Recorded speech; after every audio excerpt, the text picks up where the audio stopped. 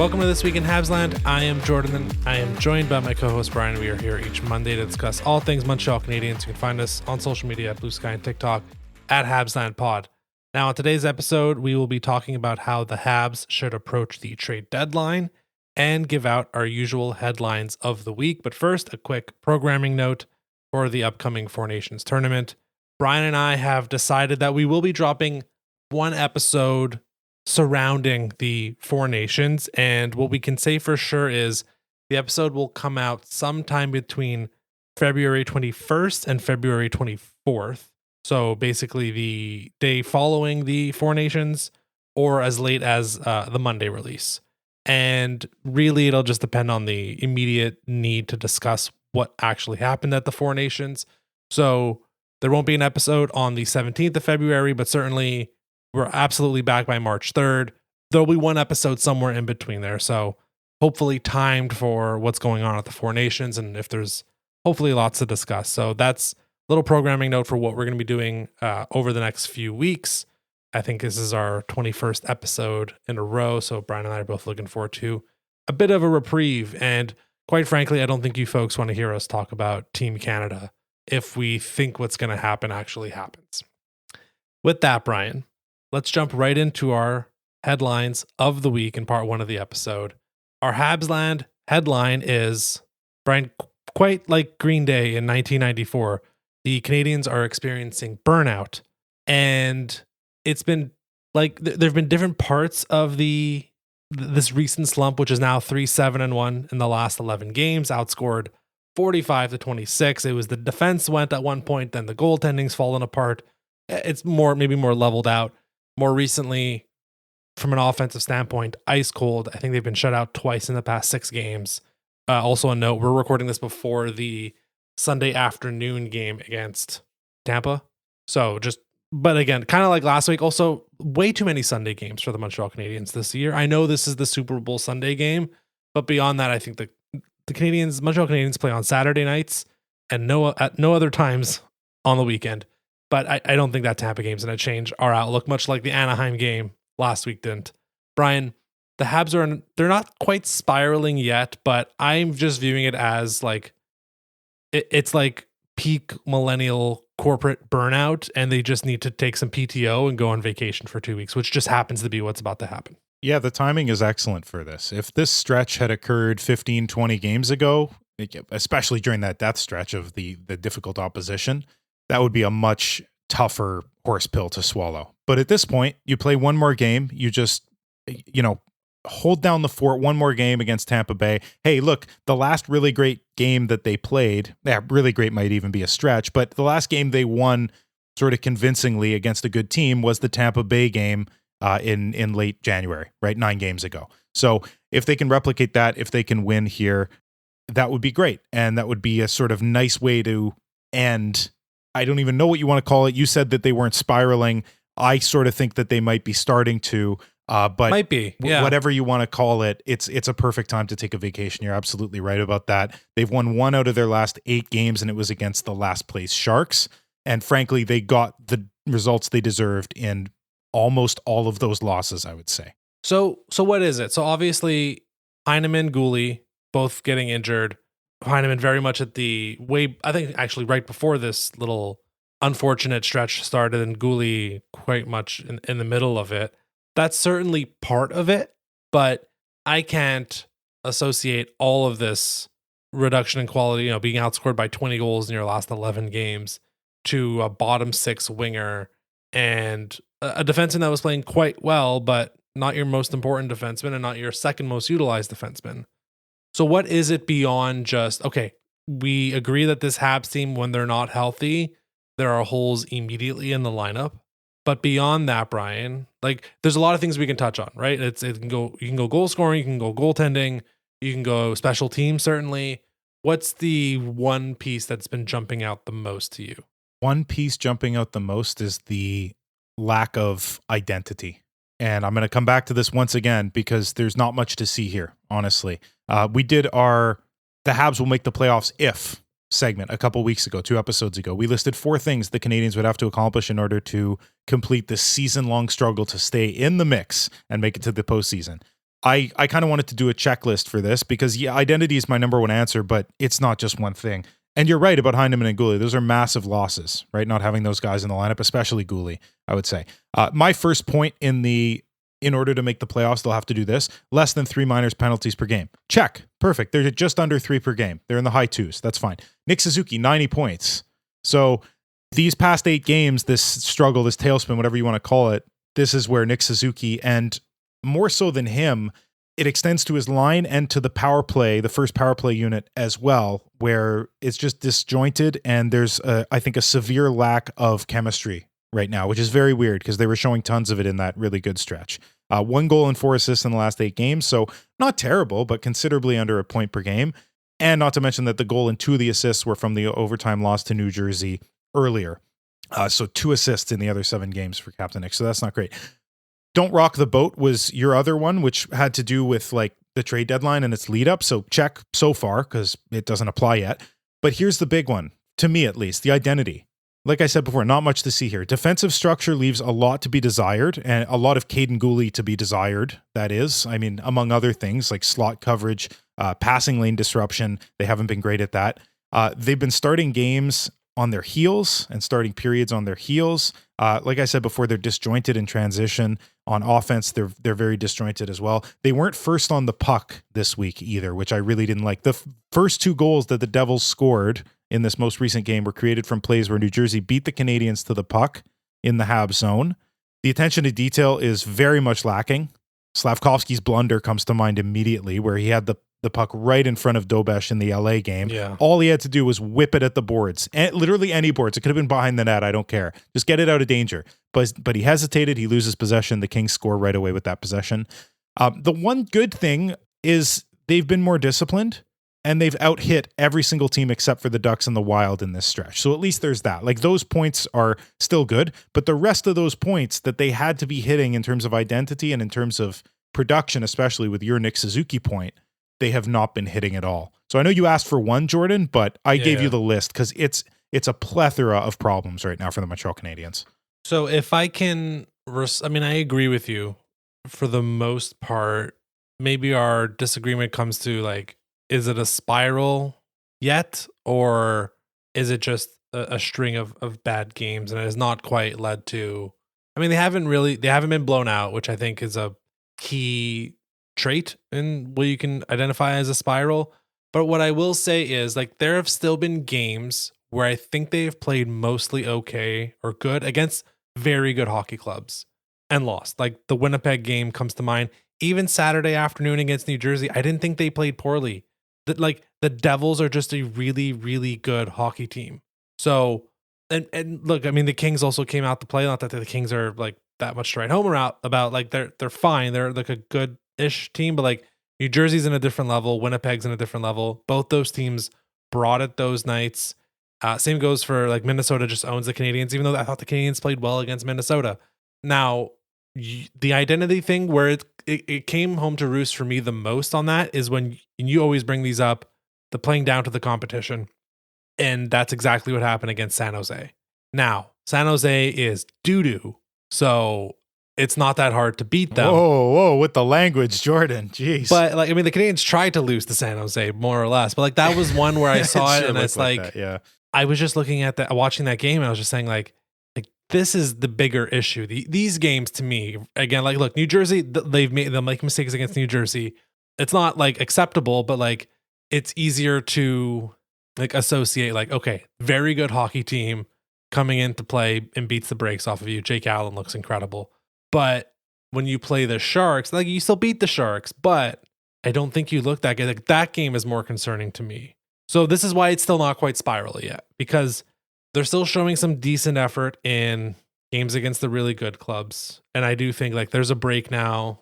Most of them are going to be on vacation and taking it easy. It doesn't sound like Suzuki's going to get the call if there's an injury. It looks like it's Scheifele that is the next guy up for Team Canada. So and same goes for Caulfield. I don't think Caulfield's the next guy up. So you'll have the 2 Finnish players and Monty. Monty's probably not going to play. But for all intents and purposes, the team's about to get almost 2 full weeks off. And that might be a good reset. Like I think Matheson and Savard are probably the 2 guys right now who need the break the most. Yeah. Because they are always shouldering way, way too much. We've seen it with Savard slow down this year. He's still on PK1 though. And then with Mike Matheson is like, when Matheson's time with the Canadiens eventually ends, I think people are going to want to rewrite his story. Because in the moment, folks are really, really frustrated with him. But I think when we're going to get to zoom out on Mike Matheson's career as a Hab, we're going to recognize how much was asked of him. And this is a case in point where you have it right now. Like Logan Mailloux, by the way, looked great on Saturday. Well, I mean, great relative to what I maybe would have expected from a guy who was just recently called up and kind of ping-ponging back and forth between Laval and Montreal. But Matheson's asked to do a lot. And I think he is burnt out. You know, he's at that stage. Savard needs a couple weeks off. I'm sure like that'll do wonders for him. A couple other guys as well, but those are the two that really come to mind, especially post Goalie injury. Yeah, no doubt. That's very well said. Two veterans who have just a huge weight on their shoulders, a big load to carry, who need a break. I would extend that for a completely different reason to Juraj Slafkovsky, who has looked not himself lately. I'll just say it flat out. He hasn't looked like himself. We know he can play better, and I think that this break will allow him to take a step back, see the forest from the trees once again, and just hopefully, obviously he's 20 years old, so there's a lot of time to get better, improve, all these things, whatever. But we really do hope that it happens sooner rather than later, that he has that really hot, explosive stretch like he did at the end of last season that we haven't seen yet. He was starting it by this point, Jordan. In fact, beyond starting it, like he was shining at this point, if I remember correctly. Like the last probably 30 games of the season, people's caps were flying off of their head because of the windstorm that was coming out of the Juraj Slafkovsky hype in Montreal. So I would love to see that again. I think it would be really important for him, for the first line, for the first power play unit. Like a lot sort of pivots around him and his development. We mentioned it at the halfway point that his development is still one of the most crucial things to look at for this team moving forward. And so it would be really nice to see it occur this season for him to make a jump. And I think Patrick Laine, I mean, he's not getting a break, but he's only playing as many as 4 games in 2 weeks. So it's you could call it a pseudo break. I don't know. Like he's playing less than he would. And that's if they make the final. It probably will actually end up being 3 games. But I think he could probably use the break as well, playing on the 4th line at times this week. Like he doesn't look like himself either. Still time, but that's another troubling one. Are you as troubled by the Patrick Laine stuff going on right now? It seems to have a bunch of Habs fans worried, for lack of a better word. So for Laine, I mean, part of it is, yes, he is playing in the 4 Nations, but the first 2 games are literally at home. So there's no travel involved for him until you get to the 3rd match day where they have to go to Boston, and that's not exactly that far. I don't think people are expecting Finland to make it to the final, so it shouldn't be too arduous. Yeah, the Laine stuff, I mean, the second line in general, there's one guy I want to talk about in my headline later on, so I'll save him. But for Laine, he's certainly gone cold. You wonder if it's a conditioning thing because he was unable really to do much cardio for a few months there with the injury, and then he kind of gets not rushed back into it, but like it was such an adrenaline rush getting him back into the lineup. And now that initial burst might be over, I'm wondering if it's a conditioning thing. You also mentioned Slav. Like we don't like to speculate injuries on this podcast, but I do wonder with Slafkovsky if something's going on there. Because there's too many times this year where he just reaches with the stick. Yeah, he's not moving his feet. Yeah. Because it's interesting too, like positionally, he's never too far out of position, but it's like the extra 3 feet or 2 feet that he needs to have some quick feet, move the skates fast. That part's always missing. And I don't know, I have not been able to figure out why, because like there are times in the game against New Jersey where I'm like, positionally, you know what? He's fine. He is in the right spot defensively. If Suzuki's at the boards, he's the guy covering the slot. But then the puck will get close to him and he'll just use his reach, which should be an advantage, but it's almost being used as like a crutch. Yeah. Okay. Well, the Habs are experiencing burnout. They have 2 weeks off. Hopefully they can turn it around in some capacity.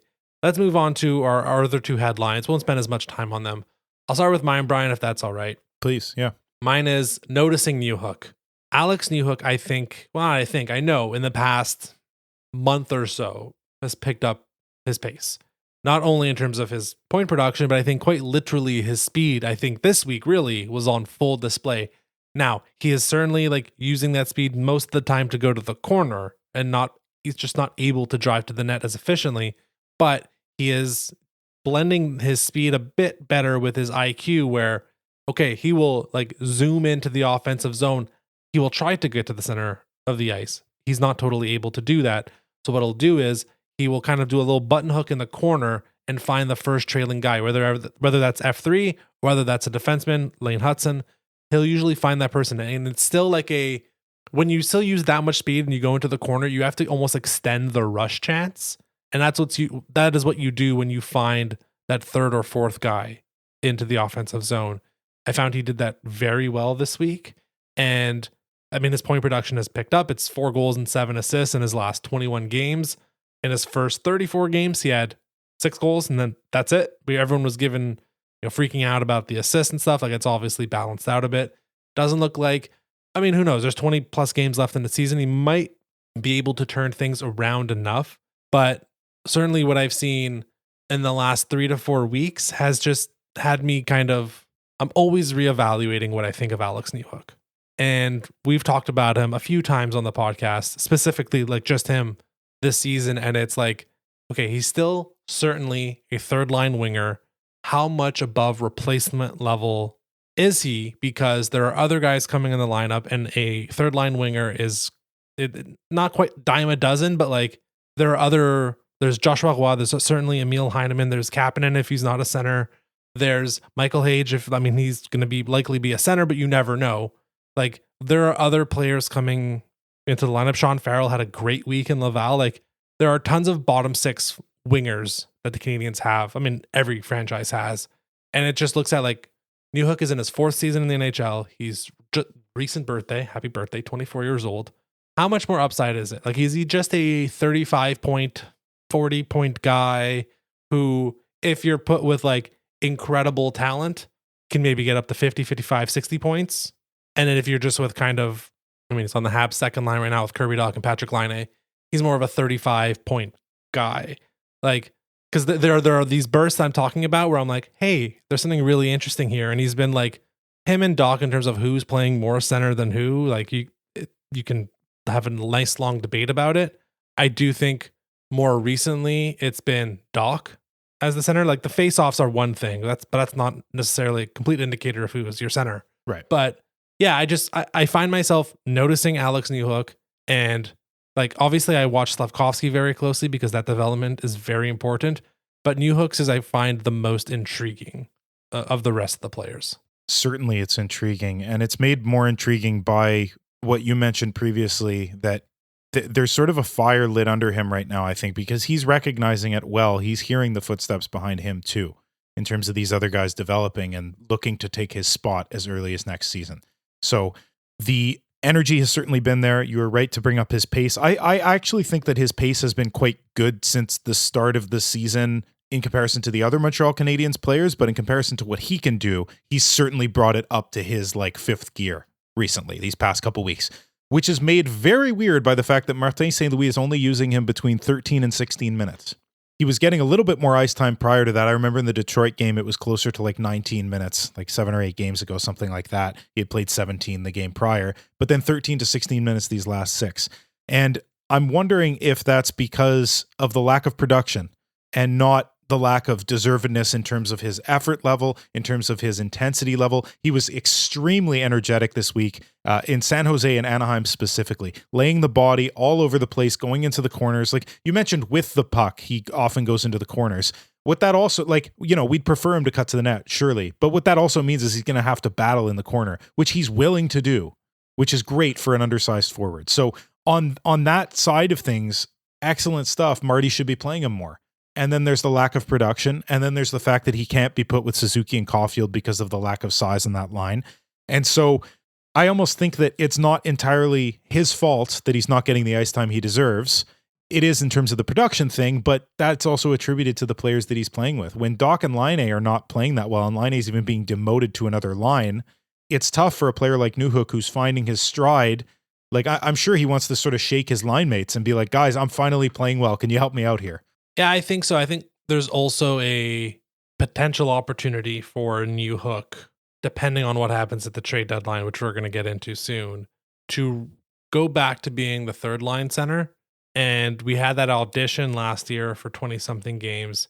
Maybe we go back to it one more time with some different line mates, and maybe we get at least as good as, maybe not a better, because maybe it's just, I certainly think at this point he's miscast as a second line winger / quasi center. Like that's not the role that Alex Newhook will excel at in the NHL, at least not right now. But again, he's 24. He's a 2019 draft pick. I don't think there's that much more upside left. So it's more about putting him in the right position and the right opportunities to maximize what he can do. So maybe there'll be, who knows, maybe there'll be some moves that happen that gets him back into that spot. Brian, I think we've been a bit harsh on the Habs so far. I mean, rightly so. I think my Alex Newhook headline was provided some brief hope. Is your headline also going to provide us with some brief hope? That is certainly the purpose, Jordan. In thinking about today's episode, while we were doing our prep, I was like, I know this episode is going to be packed to the brim with bad news and then trade speculations, because we're doing our trade deadline primer. So I wanted to provide one of the only silver linings that I could find in the past few weeks, and this is it. This 8-game skid that the Canadiens find themselves in has been kind to them in one not so obvious way: on faceoffs. The Habs won the majority of their faceoffs in all 8 games. They were not beaten in faceoff percentage even once. In this 1-6-1 stretch, they didn't fall below 50% even once in terms of faceoff winning percentage. Now, if you look at the players individually, this is the biggest silver lining, I think, because, and actually I was going to present it to you in the form of a quiz, but I kind of just, instead of burying the lead, I showed you the lead. But screw it, no quiz. Kirby Dach, 58%. 22-16. Small sample size, granted, no question about that, but it's a really nice positive sign. Alex Newhook, who we just talked about, is turning out to be more of a winger, even in the faceoffs regard, at least over the past 8 games, 42%, 22-31. So obviously those two guys are still splitting the load, and Kirby Dach is making up exactly for Alex Newhook's lapses right now. They total to, their average is 50% on the nose. Then you could look at the new boy, Owen Beck, who's only had a few faceoffs, but 62%. We could have predicted that. He's a faceoff specialist, so even a young guy coming into the league for his first few games, doing very well. Dvorak matching him 62%, except taking over 100 faceoffs, 67-31. So to, again, show the lead instead of burying it, Dvorak does have value on the trade market if you're looking for a faceoff specialist. If that's all you want, he's your guy, man. Go for him. And then there's Suzuki and Evans, who have been great. Suzuki, 57%, really, really good, much better than the start of the year. And then Jake Evans, sort of regular Jake Evans stuff at 52%. So what we're seeing here is the only ray of positivity I can find in all these losses is that at least at the faceoff dot, they're doing well. And then I wanted to check too, because it seemed weird to me. They're losing all their games, but they're winning the majority of the faceoffs. They've been trailing in a lot of these games, which means that they're in the offensive zone taking draws and winning them quite a bit, and yet it's still not impacting the game. I wanted to see what happens when they win the majority versus lose the majority of their faceoffs. What happens to the results? And it's the opposite of what you'd expect. They're 14-17-3 when winning majority, and they have a positive record, 10-8-1 when losing the majority. And they're 1-1-1 when winning exactly half. So a little bit of a weird blip. Yeah. On the statistics here. So sorry for that, I guess. You could call it a pointless headline. But I wanted to draw our attention to the one positive that I could find. I appreciate that. What I will say is that Martin St. Louis certainly galaxy brains face-offs. I don't know why. And I can't comment necessarily on how much other coaches think about this. He is always getting ways to find to get Christian Dvorak into a face-off opportunity. We do the lefty-righty splits between Newhook and Dach, and then Jake Evans and Nick Suzuki are decent to good face-off takers. Having Owen back there has been helpful. So it makes sense. I just always find it interesting how much of the game, I guess it's St. Louis, in the moment saying, okay, what can I do to maximize our moments, our these plays and these face-offs game to game, moment to moment. And he certainly has how many times have we seen Christian Dvorak take the first face-off of overtime, win it, and then run off the ice to get Caulfield back on. Like or lose it and then be stranded.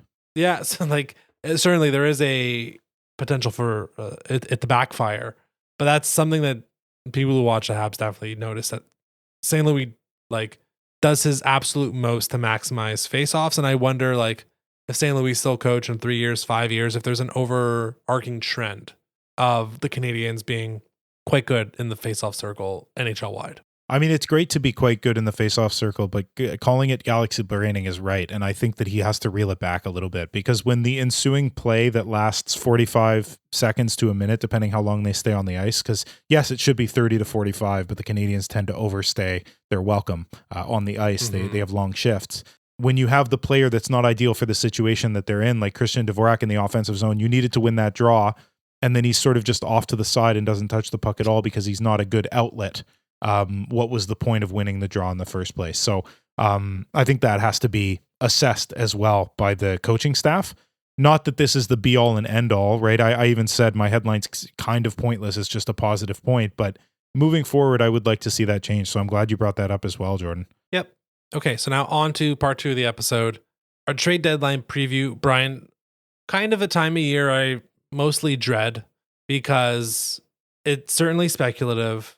The Canadiens have mostly in our few years of doing the podcast, not done much at the actual trade deadline. Now, they've made trades in season, certainly, over the past couple years, but it's a time of year that I find sucks up a lot of oxygen, and I've had my commentary in the past on the NHL media doesn't know how to talk about hockey for months on end. It goes from everyone's playoff predictions in October to who the hell are we going to trade for 4.5 months to let's talk more about the playoffs.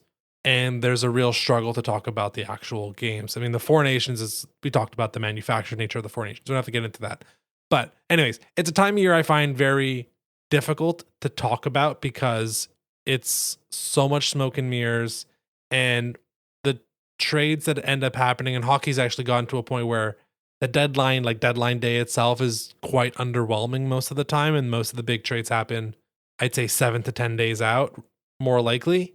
But with that said, it is our duty to talk about this. Canadiens have a bunch of UFAs that we want to talk about them moving, potentially some buying options. But let's go maybe first, Brian, with an early statement, an overall approach for the Montreal Canadiens this year. This is kind of our base assumption, because rather than talk about how should the Montreal Canadiens approach a trade deadline for the 400th time, instead of talking about that again, we're just going to tell you how exactly they're going to do it. Right, Brian? Nothing short term. Yep. Not trading the farm. No immediate buy now move. A veteran is possible to be brought in, although I think fairly unlikely. And draft pick compensation appears to be less desirable.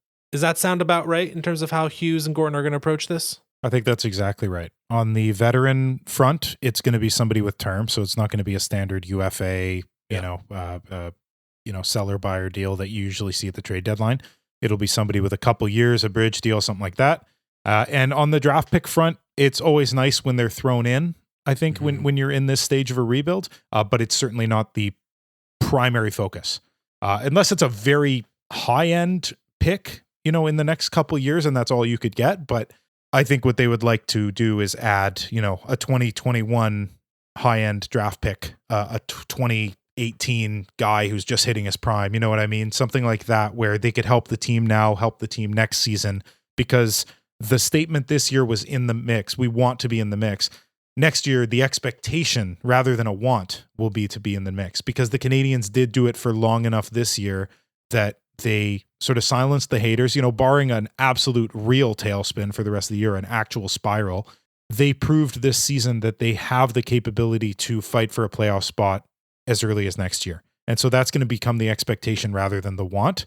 And if you're going to do that, you need to put better players in positions in the line, up and down the lineup, a little bit everywhere. Yeah. I think certainly also with the fact that, not that time is ticking, but what you can define as the core of the team is mostly between the ages of 20 and 25 right now. From Hudson and Slavkovsky at the younger end to Suzuki and Caulfield at the quote unquote older end. They're like 24 and 25 years old. Calm down. Yeah. So that's kind of like the age group right now. So adding someone who is 17 or 18, it starts to become a tougher sell. And it's also like it becomes a timeline thing. Like Demidov's going to be the exception to the rule because we expect him to be so good when he comes into the NHL next year, 19 going on 20. But beyond that, it's not that you can't. And this is something I've mentioned in the past, and I will continue to mention. Canadians need to keep building through the draft for as long as they humanly can. Do not start trading away first round picks like nonstop. The time will come. I promise. The time will come in 27 and 28 and 29 where the draft is devalued by the franchise because it's more about win now. They are not there yet. So it doesn't mean don't trade for draft picks because you can always use those as ammunition going forward. But yeah, I don't know if that necessarily is the targeted approach right now. So with that, let's go with some buying options. I recognize the team is on pace now for low 80 points. So these aren't necessarily typical trade deadline moves, but I think there's probably two franchises that you can maybe just kind of target right now. And these are franchises that might be a bit vulnerable, might have management that is a little old school, and it makes them interesting candidates for a team like the Canadiens who can offer a plethora of options and different packages to maybe kind of snipe someone. Because if we're talking about what is the Canadiens' primary want right now, as much as you and I have vouched for Kirby Dach all season, you cannot be ignorant to the fact that you need better center play right now. You need a better second line center. That could be Michael Hage. We don't know yet, and we're not going to rush that. So a second line center, absolutely something you would want. Additional wingers, to more goal scoring wingers. That's absolutely something you will always want to do. Yep. And then the other thing is, it'd be nice to have one more big defenseman.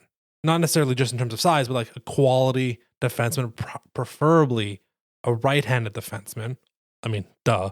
But like that's kind of the wish list, Brian. So that's how I view it. Is there who'd like with those descriptions, like whose name is like popping out to you in terms of I think they might be available and they might fit that mold of like, and age also matters too.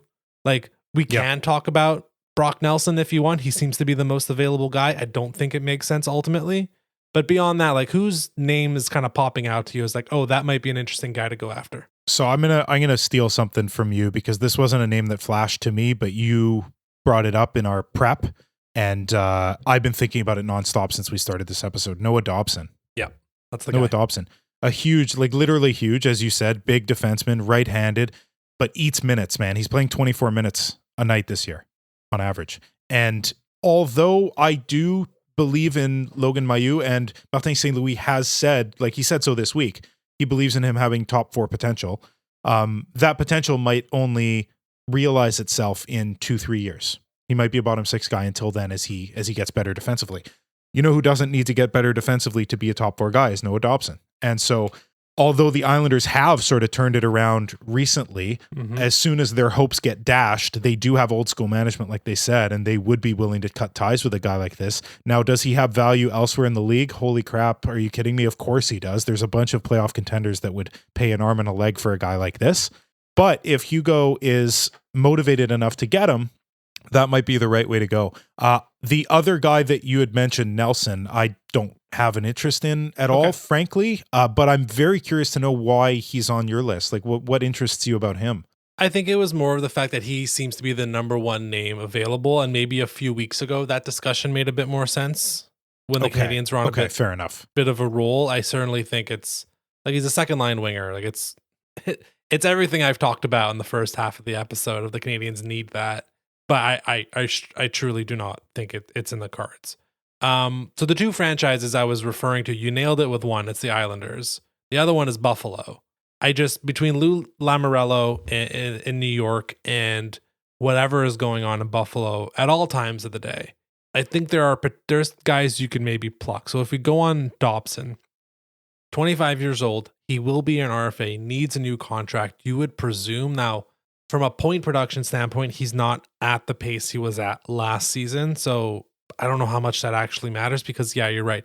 The 25 point, I think you can call him an offensive defenseman. Offensive capability. He's good defensively. But like he can produce. He's not a stay-at-home guy.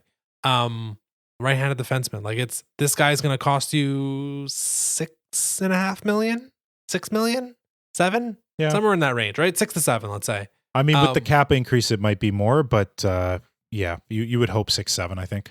So this is again like a regular hockey team would not make Noah Dobson available, right? They would understand that, hey, we're gonna have to sign this guy to 6 years at 7.5, whatever. Who cares? A lot of money. I don't know if Lou Lamoriello is that guy, and I do wonder if they might just, because he's RFA, they can just like say we can always just match if we get to that point. But you risk a lot of stuff. You risk arbitration, and that might not be the right approach. So if he is available, like he is the number one guy. Like the other two main names, we haven't said it yet, but it's Dylan Cousins and it's Bowen Byram in Buffalo. Yep.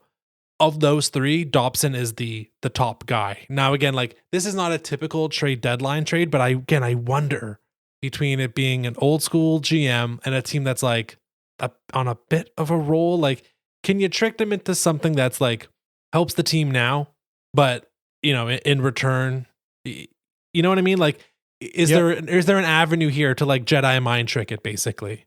Because otherwise, this is absolutely like an off-season thing. Although I guess the expiring contract makes it a trade deadline component. Do you want to talk like packages? Like we can also do Cousins and Byron, and if any of those other two guys interest you, like those guys are a bit either flawed or not necessarily ideal fits when it comes to Byron. Like Byron's a left-handed defenseman, also RFA after this year, fantastic hockey player. Yeah. Just how many more lefties can you really take on this team if you already have Gooley and you already have Hudson, and there's a plethora of other guys on the left side between Angstrom and Arbor Jacki, and like the list goes on and on. Struble, yeah. Cousins, on the other hand, like, stop me if you've heard this before, Brian. He's a 2019 first round pick, lottery pick center, had a great 2022-2023 season, and has been struggling to find his form since. Does it sound like anyone you know? Might be a Montreal Canadian, actually, that we know very well. Yeah. The main difference between Dylan Cousins and Kirby Dach, of course, is the contract. Is that Cousins has 5 more years at 7.1. So that terrifies the crap out of me. But Cousins has shown it more, and he's been much more durable than Dach. So those are the 3 names. Who do you want to talk about more? I want to throw one more name in here, if you're cool with that, before we get into the discussions of the specific guys, because this guy I'm putting right under Noah Dobson, and it is for position. It's Henry Jokiharju, also for Buffalo. Like, look, you're making a face. Not the ideal player, certainly. Yeah. He's not a top 4D on the right-hand side. But he could he be a 5th defenseman on the right-hand side and help out Arbor Jacki? I think he could. He plays roughly 16 minutes. That's sort of a 5th, 6th defenseman type of thing. And I think he'd be cheap. He's making $3.1 million right now. He'd make roughly that. I don't think he would get a big pay bump, and probably only a couple years. Like, he could just sort of tie the gap until Reinbacher's ready, or until other guys are ready. But anyway, someone else to throw in the mix, but certainly a tier or two below Noah Dobson, who would be sort of the ideal. I'm curious about Cousins because that contract scares the crap out of me as well. I feel the exact same way. Really exciting player. He'd be super fun to watch, like explosive offensively. He would really help the top 6, no question. He's not left-handed, but whatever, we'll put that aside. He's a right-handed center. Right. Join the other 9 that we have. But yeah, that contract. He's making more than he deserves currently. But do you see a world in which he's making a very appropriate amount if he comes in and finds chemistry? I certainly do. I think you'd take a hit now in order to maybe benefit in 2 years. So let's view it like this. Let's do the experiment. Is he an upgrade on Kirby Dach? Yeah, I think unquestionably. Yeah, there's the durability there, certainly there. He has produced at a higher level. Now, again, that season that he had where he scored 30-plus goals 2 years ago, he has not quite refound that form. But the contract states otherwise. Now the cap's flying up, so that helps you out. So it's an upgrade on your number 2 center position. There is no clear other like top 6 center beyond Michael Hage in the organization. Obviously Nick Suzuki, but like after Nick, like if you're power ranking potential for top 6 center, the list is 1. It's Michael Hage. That's it. I don't see anyone else. I don't see it yet with Oliver Kapanen and Kirby Dach. Like, you're waffling. It's definitely not with Alex Newhook. I don't think so with Owen Beck. So you're improving on your second best center. Now you have to pay for it. And now what I do think you could construct, at least like the outline of a trade, would be like Doc, Anderson, and the best of the 2 first round picks the Canadians have this year. That could be something for Buffalo, but I do think Buffalo would still want more on that. Wow. But like what you're doing is Buffalo's getting out of the contract a lot earlier. Yeah. You're getting something in Kirby Dach, right? Like Kirby Dach is 65 cents on the dollar to Dylan Cousins. But I mean, Jordan, there's also a world in which Doc figures it out and becomes 90 cents or more on the dollar to Cousins. They could be a corollary. Like Cousins certainly in terms of shooting and scoring goals is better and always will be better, I think. But Kirby Dach's playmaking and play driving could rival his. And playmaking maybe even slightly better. So yes, he's, I just always worry with trades like that. Like you trade away somebody who's close, maybe not yet, but eventually could be close. And then what if he ends up being better or close? And then you're spending tons of money on Cousins. You gave away this year's first round pick. And I know the draft isn't exceptional and the Habs are on pace to be like have the 11th best odds right now or something like that. But at the same time, do you want to give up all that? Now, I love the Anderson thing because that's money going back the other way, at least for the first 3 years, or well, I guess it'll be 2 after this because who cares about this current year? It's 2 years left on Anderson. And I do think that Anderson would help Buffalo. One thing that, at least in the games that I've watched from Buffalo, and I haven't watched a ton, but I've watched enough to know that their forechecking needs a bit of work. And what does Anderson do really well? He's figured it out this season and last. His forechecking is exceptional at times, so that would help them big time. They might be interested in that. I would prefer to give the second of the first round draft picks if I'm nitpicking, but like then Buffalo would probably say, no, we're going to get another buyer. So yeah, I think I don't know. It's a tough one. I think Dylan Cousins is a trade that waits for the trade. The draft. I think that is a much more likely thing because there's no immediate need for a move. I don't think Buffalo would think that they have to do it. Whereas with Byram, because he's RFA this year, that is someone that you are considering a little bit more heavily. We don't have to talk about him. I'd like to maybe go back to Dobson unless you really want to talk about Bowen Byram. I mean, I'm more interested in Dobson. So if you got stuff on him, I want to hear it. Okay. So like his value, it's a tough one because like how much weight are you putting on last season really in terms of your evaluation? Like because I think you can make an argument that defensively he's been as good or better this season, but offensively it's lagged a bit. And it's like, okay, where does he stack in? Like you have Reinbacher in the organization, you have Mailloux in the organization, and you have Carrier on the team right now. So there's 3 right-handed guys I feel all right about, but I don't know if any of them are a first pairing guy, right? That's just the truth with David Reinbacher, who's apparently skating now. It looks like he'll be able to return to the Rocket before the end of the season, and the Rocket have just been an absolute fireball the whole season, so they'll hopefully make a deep playoff run. So, maybe we can get to see Reinbacher play 15, 20, 25 games this season, which would be absolutely incredible. But we don't know. He is an unknown. Unfortunately, he is in the box of like, we don't know until we see it. So it's tough to hold judgment on that. And with that, like you don't have a top pairing right-handed defenseman, which is one of the biggest things that's plagued this team, absent the first 10 games of the season. Since then, one of the more obvious spots on the team that has not been filled is the first, top number 1 right-handed defenseman is because that player does not exist right now in the franchise. Dobson could absolutely walk into that role. And how much weight do you put on that if next year, like you said, I don't think it's in the mix next year. I think the goal is in the playoffs next year. What are you willing to pay for that? If your right-handed defensemen next year become Dobson, Carrier, Mailloux, there's no question in my mind that now you could be starting a fire here. You could be starting something real because the left-hand side we know is good as long as Goulet stays healthy, which who knows? I don't want to get into this at all right now, especially this late in an episode. But that does worry me, the amount that he gets injured. But barring that, the left-hand side is spectacular. The right-hand side with Reinbacher coming up in a couple of years just needs a little bit of a stopgap. And what a stopgap. Like Dobson is way better than a stopgap. He'd be a guy that you'd be hiring to hopefully extend and keep around and train Reinbacher and be like, hey, look at this guy who's fleet of foot like you are, who's smart with the puck, good defensively, but he also activated the offense. See if you can do what he can do. And then you have Mailloux bringing the offense at the bottom a ton. That could be a really interesting defensive unit. If he could learn the system, Like if Dobson figures out the system that the Canadiens are using right away, oh my God, this could be awesome. So Yeah. I'm very interested in this one. Now, what's the price tag on Dobson? Because It's like a I lot. said before, all It's the a lot. contenders want him. It's- Like name one contending team with enough right-handed defensemen. I don't know if there are any. Getting Noah Dobson gets us closer to Gulli Reinbacher, which is absolutely terrifying. It should be terrifying for other teams to think about in 2 years from now.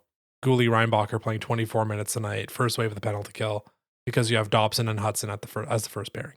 Anyways, Wow, and that's scary too. Offensively, yeah, complete dreamland. I completely recognize that. In terms of what it will cost, I mean, Logan Mayu's in the trade. Like he's in the trade.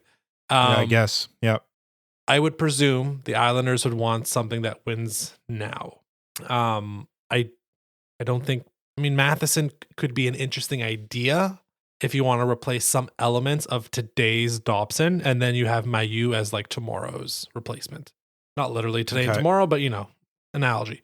This year and in 2-3 years, yeah. Exactly. And then like, okay, what are you adding on top of that? And like, if we go back to the trade value list, like I think one of the bubble stars would have to go, right? So that's one of Caulfield, Slav, Gulli, Fowler, Reinbacher, Hage, Laine.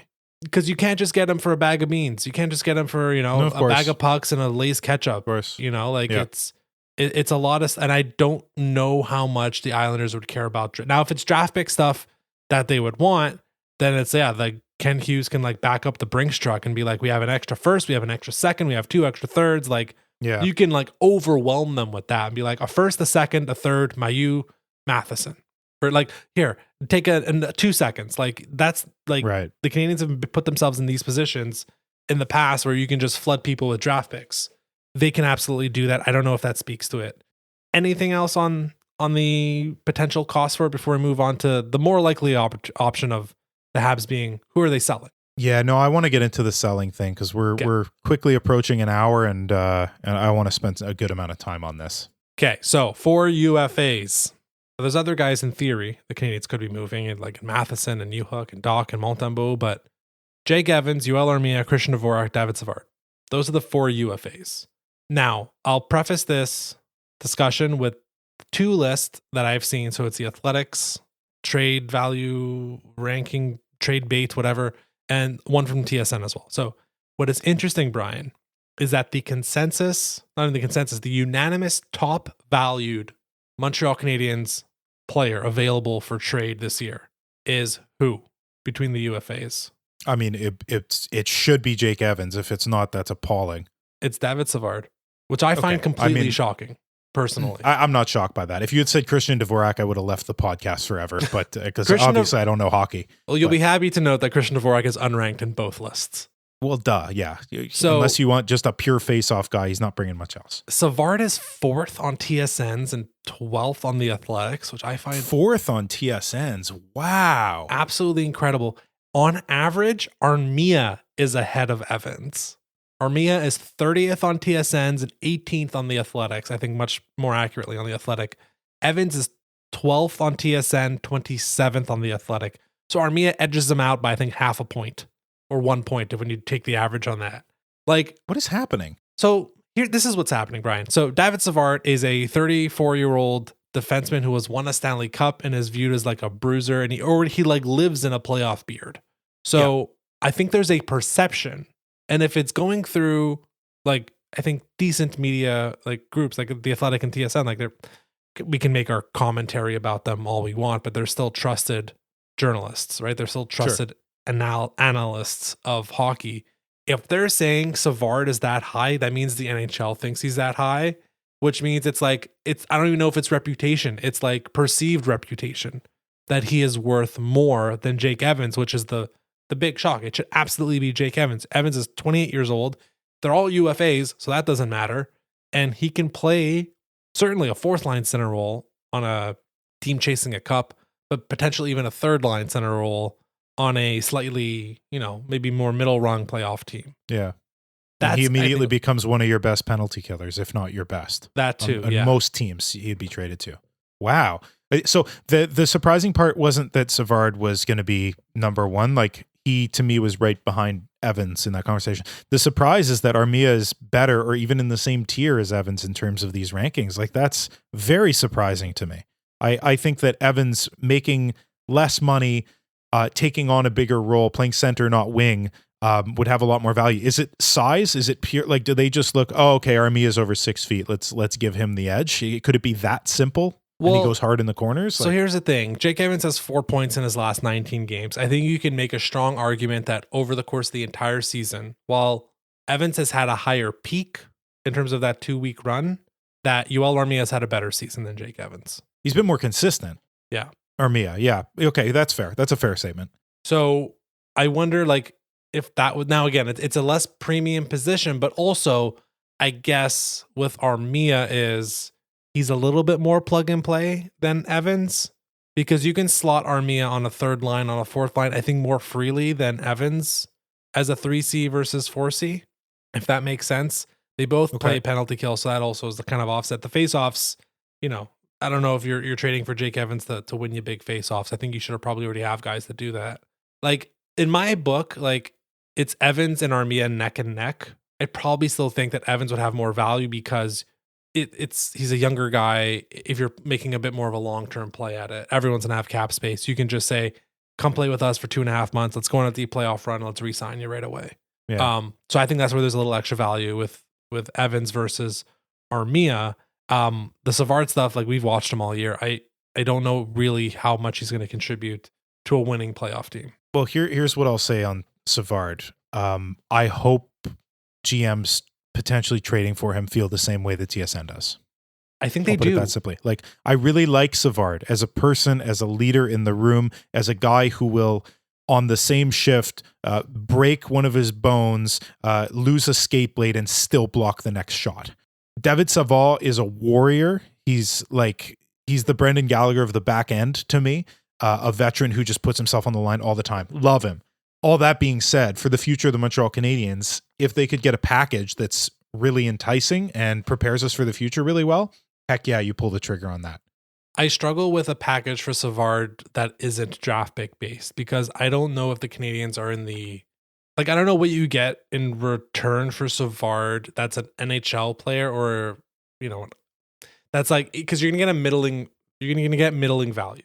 So, like, right. I'd rather just keep, me personally, what I would do for most of these trades, like Armia, Evans, again, I think they have more value. I think you might maybe get NHL guys, but really all I would be doing is reloading for the 26 and 27 draft, so that when, not necessarily to draft players in 2 years, but for when there's a bigger discussion for other 20-something players, you can just open the war chest and say, like, you want 6 draft picks for this guy? Take it. Yeah.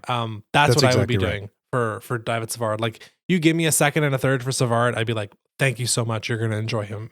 Bye. Yeah. Like, I'd run. Exactly right. I mean, those picks would become assets for a future trade. You wouldn't be using most of those picks. I fully agree with that. Yeah, because again, the idea is not everyone on the team is going to be drafted. We saw it with Carrier. Carrier is a guy that just pops out of nowhere in a trade, and now a lot of folks will view him as, like, oh, he's part of the team. Maybe not like the nucleus, but like he can considerably be a core piece going forward.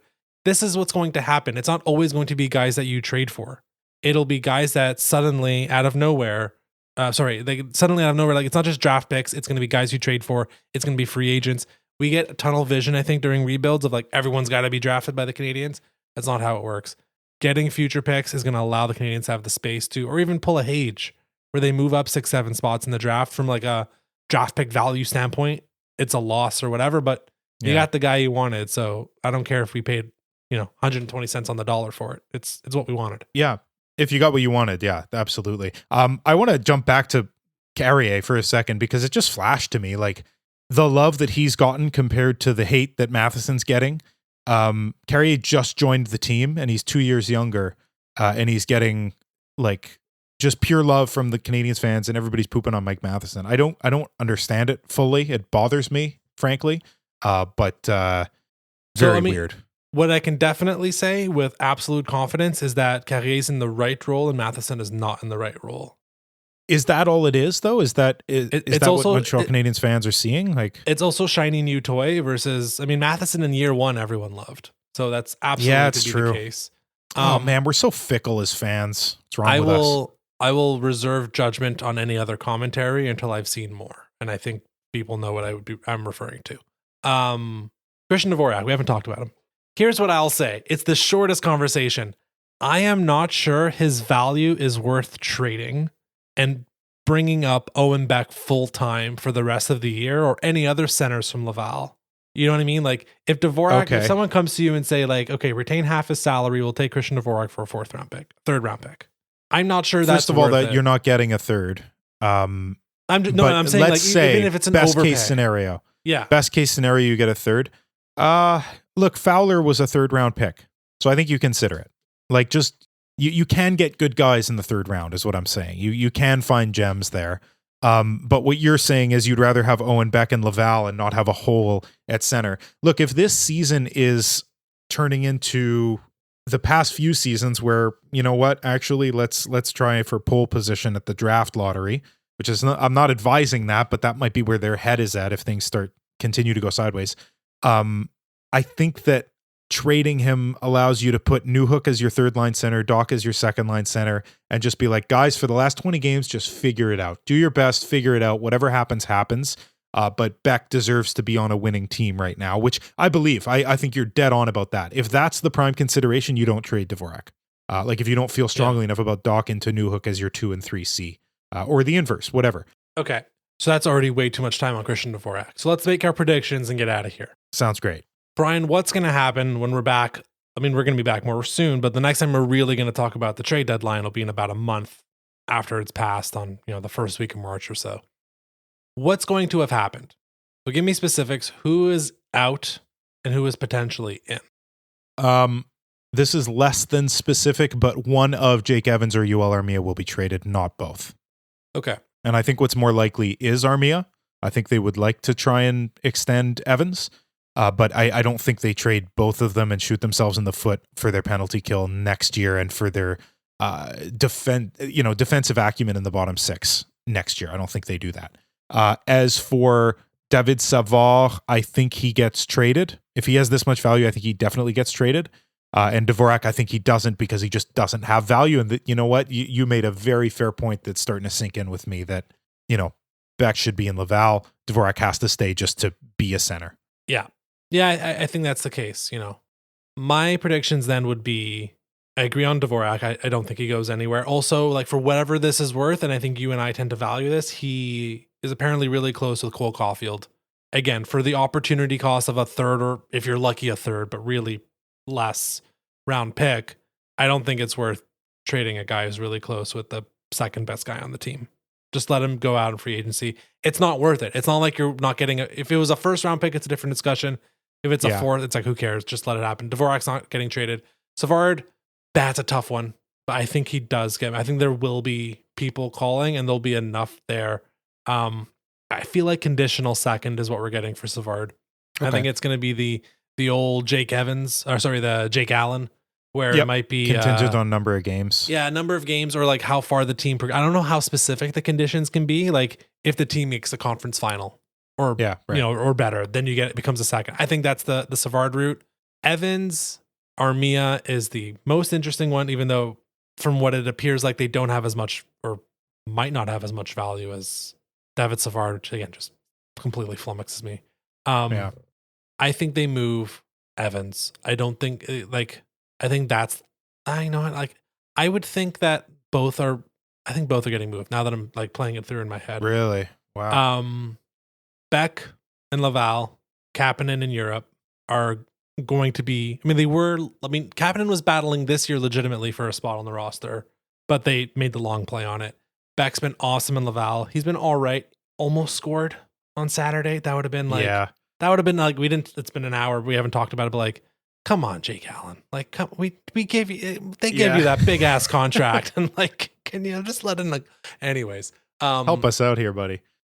I think those two will be decent enough replacements next year. And Newhook as a third line center, as a stopgap, there might be enough options. The second line center is still a disaster, unless Kirby Dach figures it out. I feel like Armia, if he's really good in the Four Nations, there might be a bit of who's this guy? Like, oh yeah, Yoel Armia. Oh, he's on the Habs. Oh, what's he been doing this year? Like, I feel like there's an opportunity for Yoel Armia. Again, I'm not saying he's gonna have like 3 hat tricks in a row, but I wonder if just a bit more spotlight on him will be like, oh, Yoel Armia. Oh, he's playing in big games there, like with Team Finland, or like maybe there's a bit of a juiced up number for his value, and that gets him gone. And his versatility helps him too. He can move up and down the lineup. He wouldn't be a first line forward, but like if in one game your guy's a little banged up and you need him to move up to the second line and just retrieve pucks, he could totally do that. Yeah. Anyways, we'll see what happens. The Canadiens have more or less been pretty quiet at the trade deadline the last couple years. They moved Allen last year, but it was well before the deadline. Same goes for Sean Monahan. But we'll see. That's why we wanted to do this preview like kind of early in advance, yeah. just so we can have the full conversation. But I think we've identified those 3 players, Evans, Armia, Savard, as the most likely to get moved. It doesn't mean Matheson, people won't be calling about him. It doesn't mean people won't be calling about Samuel Montembeault. Like, you can absolutely see those being the case. I just think Evans, Armia, Savard are the most likely. And it appears that Savard might actually have the most value, which is baffling to me, but we'll see. Yeah. And with that, we'll end this week's episode of This Week in Habsland. You can find us on social media at Blue Sky and TikTok at Habsland Pod. As we mentioned, we will have one episode following the Four Nations. Date of that episode TBD, but certainly no later than February 24th. Thank you for listening. If you like what you heard, feel free to leave a 5-star rating on Spotify and Apple Podcast. And until the Four Nations ends, go Team Canada.